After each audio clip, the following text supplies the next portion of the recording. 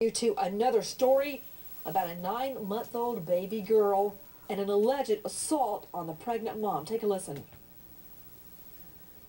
I need my baby Daisja, my beautiful little girl. I need her. Tamara Korea desperately pleads for the safe return of her 9-month-old daughter, Daisja Weaver. And she has little short curly hair. She has a big beautiful face. Police say the 19-year-old mother called 911 Tuesday night, saying a man broke into her old apartment at the Oak Run complex, tried to rape her, and then took off with her baby. We want to find that child, and once we find that child, then we'll start trying to determine what happened and what took place. Police say they don't know what could have happened to this baby so far. They've had no ransom demands and no signs of this child. The couple was moving from this apartment complex to this one on Marsh Lane when the kidnapping occurred. The crew spent the day combing the area surrounding the family's new apartment complex, searching for anything that might lead them to Daisja. Out to Dr. Joshua Perper, renowned chief medical examiner out of Broward County, author of When to Call the Doctor. Dr. Perper, welcome. The mother, who is pregnant, says the would-be rapist punched her in the face. Now, when she got to the hospital, the medical evaluation revealed nothing, no injuries. How could that be?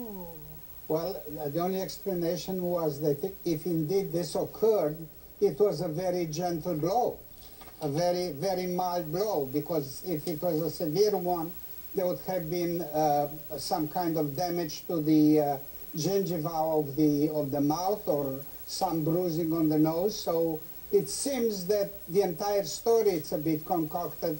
Why would a rapist come or an attempted rapist try to kidnap the child? It doesn't make much sense.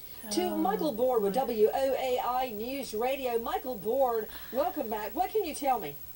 Well, Nancy, that's the only thing that's a little bit fishy about the story that's going on here. Now, according to police up in Dallas, the mom has changed her story a couple of times, and her story doesn't exactly jive with the dad's story as well.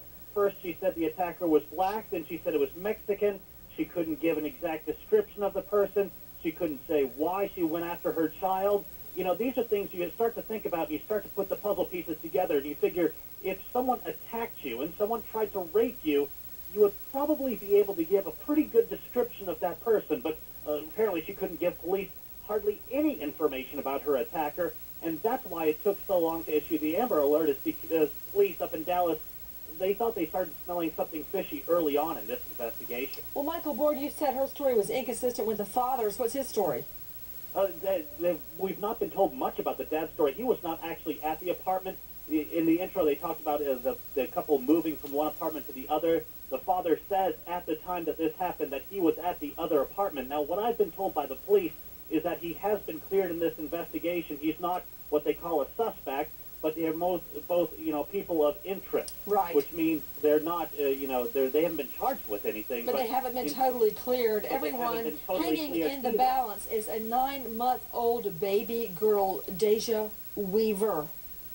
We are taking your calls live, and as we go to break, happy birthday to an Alabama friend of the show, Harris Emerson, a Navy veteran. He met his wife, Doris, his wife of 62 years. She immediately dropped her fiancé, and a couple of months later, they were married.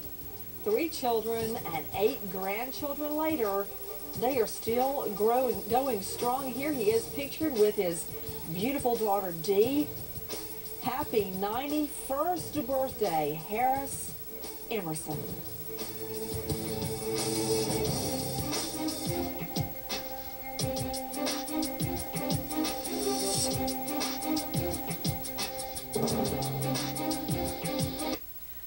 Boy, this doesn't sound good, this little 9-month-old child being missing.